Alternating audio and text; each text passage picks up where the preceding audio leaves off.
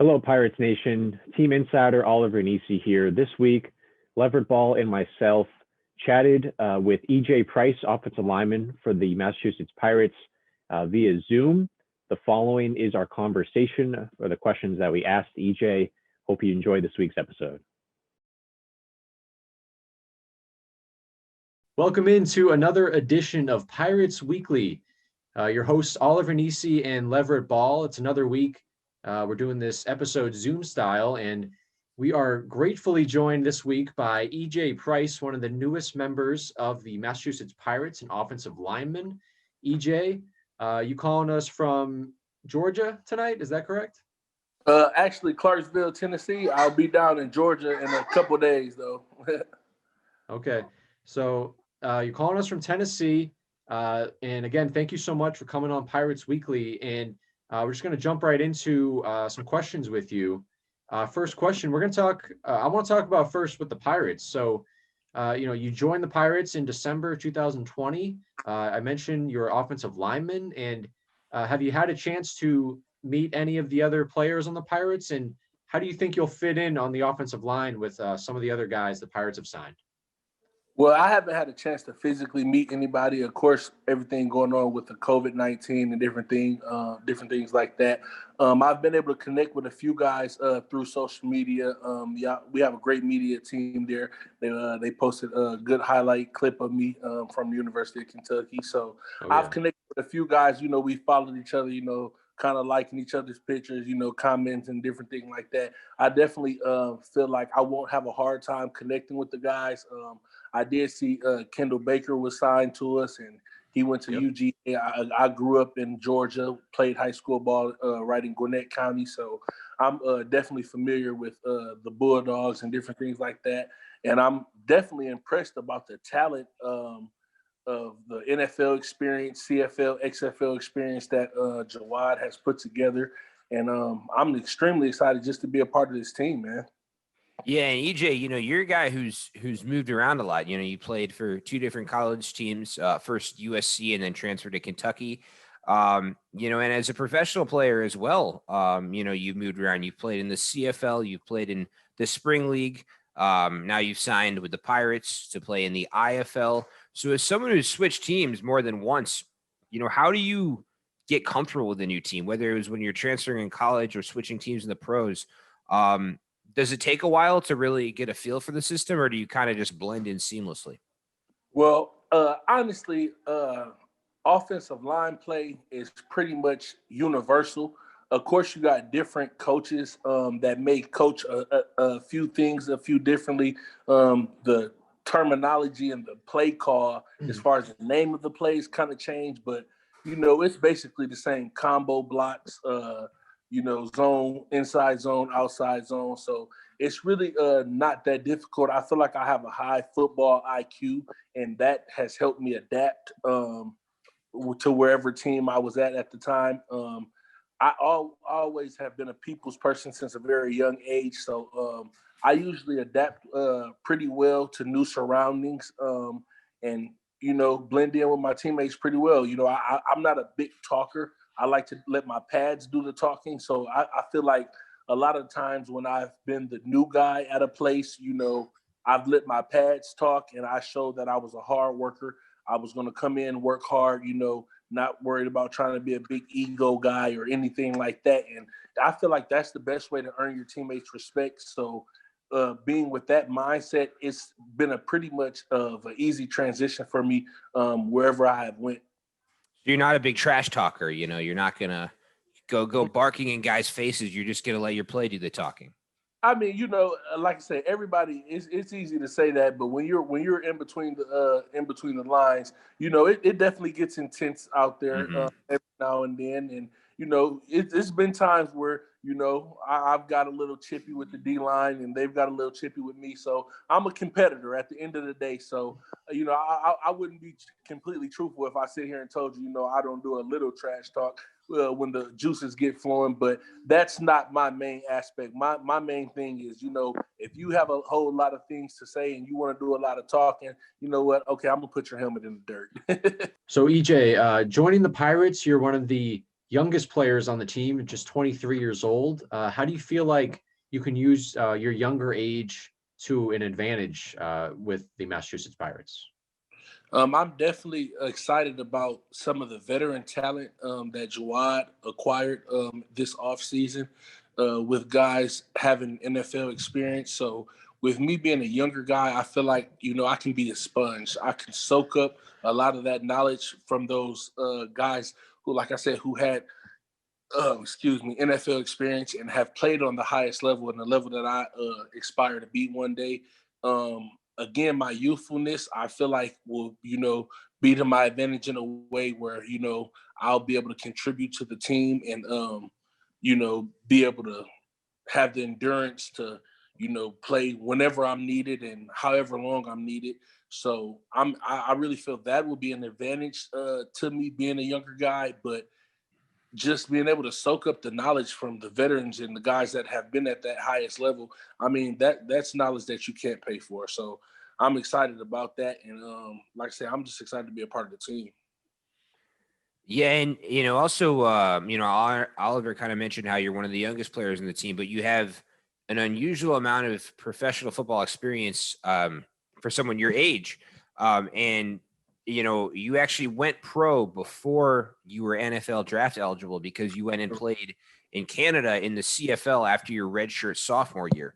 Do you think going pro early prepared you better for this opportunity with the Pirates than maybe staying, at the college level would have? Definitely, I would have to agree with you. Being that I was able to, I redshirted at USC, transferred 2017. I was not able to play because didn't have the transfer portal and the immediate eligibility that some of these guys are, blessed with, or even the ability to play in 3 games and still redshirt. So I had to completely sit out, my true freshman year, but I was able to mentally, soak in a lot, work on my technique with practice and going against, top notch athletes. Again, in 2017, once I transferred to Kentucky, I was able to compete against guys like Josh Allen. Being on the scout team, I was going against the first team defense every day, and we had one of the top defenses in the nation for 2018. So just that experience right there. Coach Matt House, he's the linebackers coach for the Kansas City Chiefs right now. I mean, that's football knowledge that you can't pay for, or you usually won't get at another college. So I was so fortunate to be around NFL coaches in college and NFL plug-in players that would go on to be first-round draft picks. Like I said, like I mentioned earlier, Josh Allen to the Jacksonville Jaguars, and having a great rookie year. So when I became eligible in 2018, we went on to have a 10-3 season with only losses to Texas A&M in overtime at Kyle Field. We lost to Georgia in a game that would have sent us to the SEC championship against Alabama. So you know what I mean. That was a great year to be a part of SEC football, and the caliber of talent that I went against was unmatched. We went on to defeat Penn State in the Citrus Bowl that year. Again, the New Year's Bowl. Not sure when the last time Kentucky has done that. My fiance at the time, girlfriend, became pregnant during my 2018 season. So that had a lot to do with my decision to prematurely go pro. I looked at it as an opportunity. Okay, I can make some more money and I can get professional experience to kind of make up for those 2 years that I had sat out. So I was mentally prepared for it. I didn't necessarily understand the business aspect of the CFL. But it was a decision that I don't regret because, I made my decision and that's what I decided to do. And I feel like it has put me in a better position as far as experience than some guys that, stay in college for 3 or 4 years, because I have been at that professional level, even being with the spring league, being able to coach down there, get coached up down there. I was able to play 3 games down there. My mom ended up suffering from a brain aneurysm actually while I was at the spring league. So that kind of put me in a mental slump. Fortunately, our fourth game ended up getting canceled anyway, and I was able to get back home and go check on my mom. So, but that spring league experience, just those 3 weeks of being down there and being around former NFL players or, future NFL ready talent, definitely prepared me. So I like I said, I know we'll talk more about this later, but I have the FCFL coming up as well. Another professional league. I'll be in the IFL again. Only being 23 years old, this is experience that you can't get in a college. And I know it's not the most orthodox route, and maybe not the most traditional way. And people kind of say, man, why'd you do this? Why'd you do that? I can't go back and change any of the decisions I made, but like I say, the experience that I have being in professional settings, a lot of college guys haven't been able to get that, or guys that's 23 haven't been able to get that, to be prepared for the NFL. So I feel like with all that being said, it put me in a great position to be prepared to go into training camp with the Massachusetts Pirates and compete for a starting job, honestly. Well, and you mentioned also, going up against top talent and, guys who are in the NFL now. I mean, is that your eventual goal, to advance to the NFL and play at the highest level? Yes, sir. Definitely. Definitely. Like I said, I'm 23 years old, so I have a lot of football left in me. Like I said, I'm about 6'6.5", 335 pounds right now. So I know I have the size. I know I have the skills to play. Like I said, it's been the unconventional route, but the NFL is definitely the end goal. I look forward to winning the championship with the Massachusetts Pirates this year. And I'm going to be honest, for the fall of 2020, I expect to be on the NFL roster. Well, I love that attitude. Me too. I love those high expectations you set upon yourself. And one last thing, Oliver, I know you had another question, Go but ahead. you mentioned 6'6", 330. Yes, sir. So that's good size. 335. So good size for a lineman, although Oliver and I did the math. Actually, combined, we outweigh you by 30 pounds. So what's your weight up? I wouldn't want any of you two in an Oklahoma drill. I would stand no chance. Oh, damn. So you're saying we can play professional football? No one's ever told me that. I think so. I'll have to make a call to Jawad and say, man, I think we need to get Leverett Ball in there for training camp. Let's go. I heard in the NFL they're looking for more third string punters, so I think I'm in. Yeah, we've already talked to Jawad off the air, and we're the scout team quarterback. If you ever need a replacement, so it.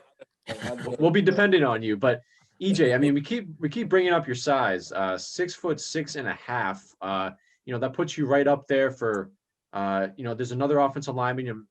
You'll have the chance to meet him, Chaz Wright. He's 6'7", in that same ballpark. I mean, you guys might have to stand back to back to see who's really the tallest offensive lineman. But kind of take me back to, were you always this tall, or did you have a huge growth spurt in high school? Or, I mean, did you always, and maybe take me back to, did you always know you wanted to be a professional football player? Right.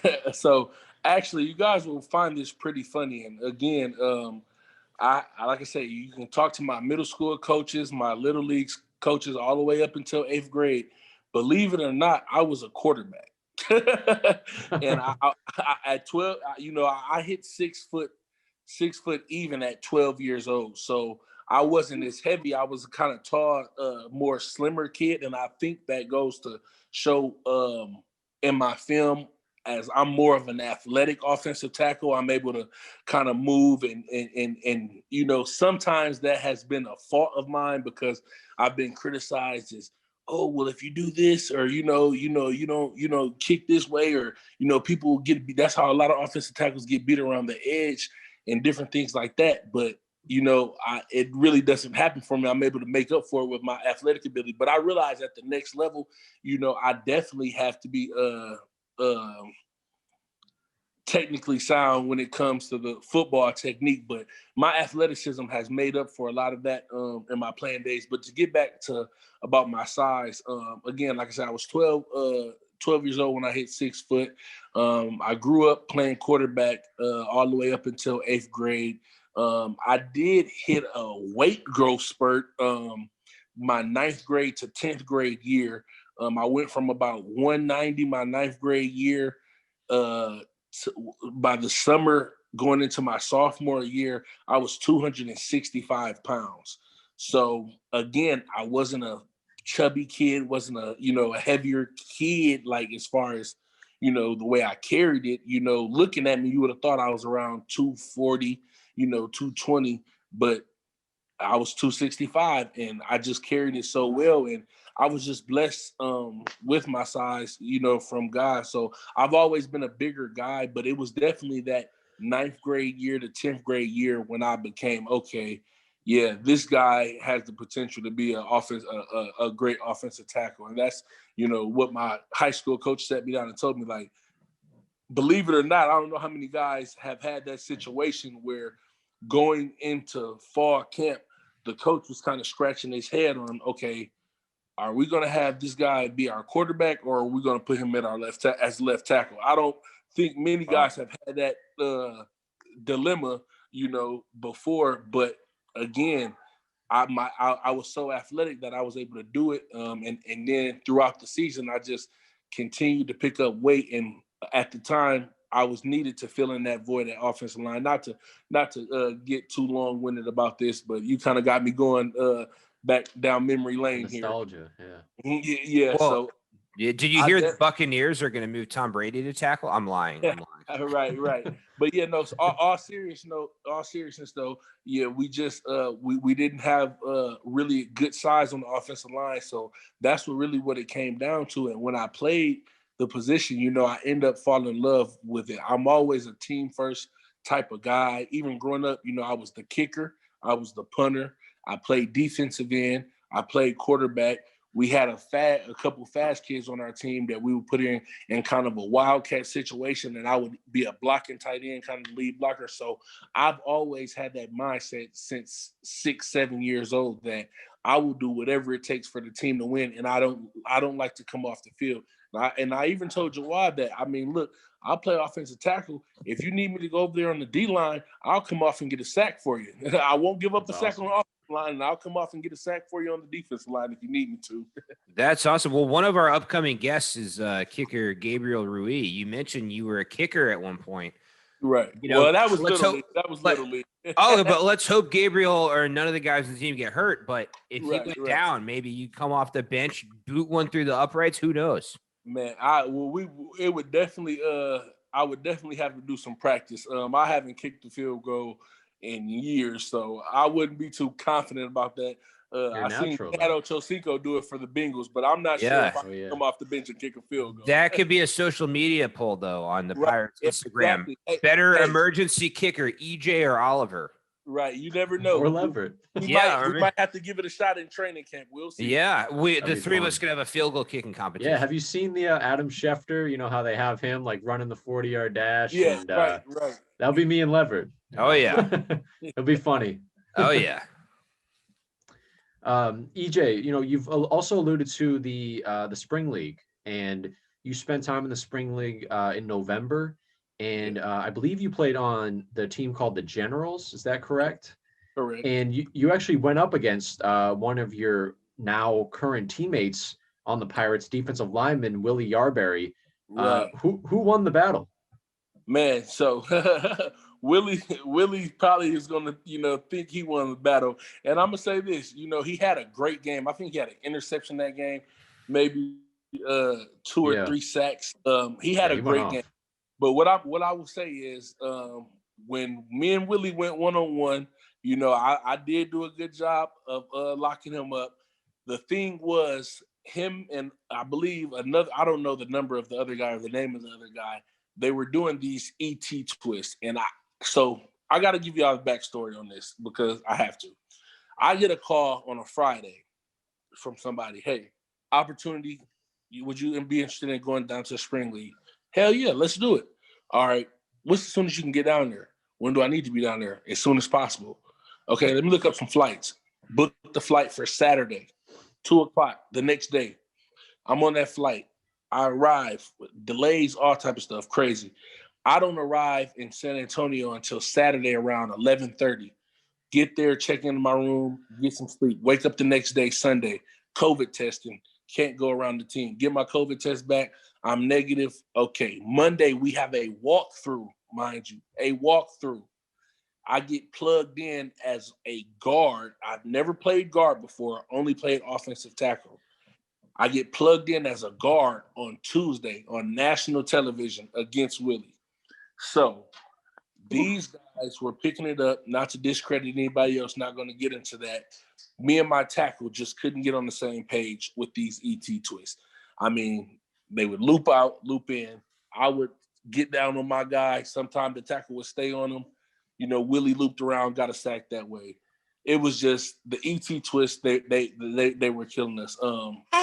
But I don't want to blame like I say anybody for that. I'll just say it was lack of preparation and lack of reps. But I'm not taking anything away from Willie. Willie had a great game.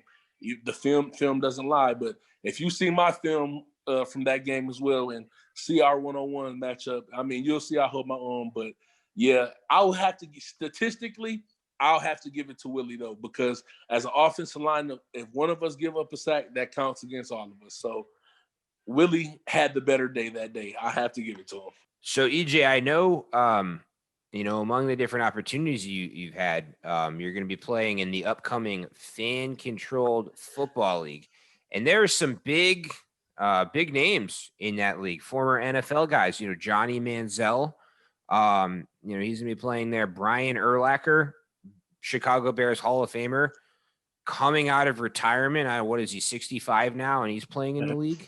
I mean. Yeah, some big dogs are going to be out there. Now, I know you play on offense. If you play defensively, maybe you could talk a little trash to Johnny, but when you see him, will you go like this?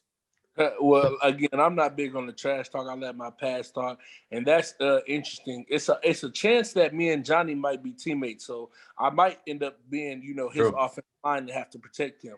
Right. We haven't been told what teams we're going to be assigned to. Again, I don't want to spoil too much and get too much into the details, but I'm sure it's known. We'll be reporting this month in January. We will quarantine, go through all the proper safety precautions. We'll be in a bubble type situation.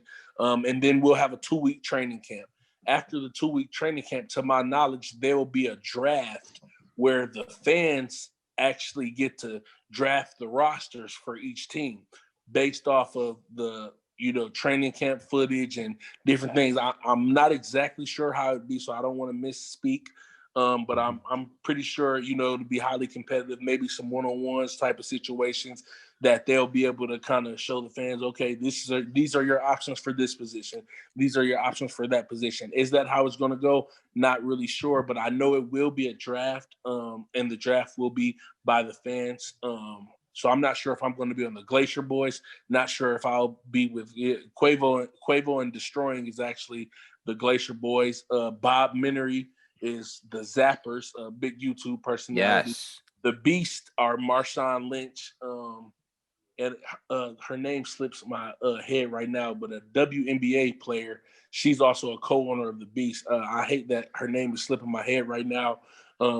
But Richard Sherman is also a part of the league with the Glacier Boys. High-profile ownership. Yeah, the Wild. Not just players. The Wild Aces is another team that's going to be named. So I'm not sure what team I'm going to be on. And I think, if I'm not mistaken, it may be a situation where the roster spots aren't permanent.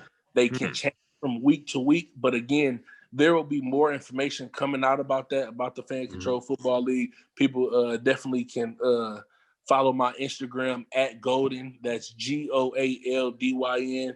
I'll keep them updated with any new information I have. I also made a Twitch at golden.tv, my Twitch. All my social media is the same, my Twitter as well. So if fans follow me on there, they definitely will be able to keep up with it. And as I get more information and get down there and learn more of how this thing will work, I definitely will be keeping the fans up to date through my social media of how the process definitely will work. And I'll be sharing anything from that league as well. For sure. And while we're plugging social media handles, everyone remember to follow Oliver on Pinterest. He has some really good recipes he's putting out as well. Oh yeah. The only thing I can cook is, well, I'm Italian. I come from Italian background, so I can cook some meatballs and like marinara sauce. I mean, I know that. That's what I like to it. hear. Yeah, EJ, I may have to, show you the Nissi Italian meatball recipe. See if you like that. Man, definitely. My girlfriend, she makes a killer lasagna, so Ooh. I'll have to see if you can compete with her pot. Probably not. Yeah, I think woman. I think woman might be. I mean, because my mom's a good cook. I mean, my girlfriend's a good cook too. Her mom's a good cook. So I always tease her. I say I try to get in there and do my thing. She's criticized me. Oh, you used too much seasoning. You didn't use enough seasoning. You know what? Man. I'm sorry. No, I'm not as great as you in the kitchen. Just leave it up to her. Leave it up to her.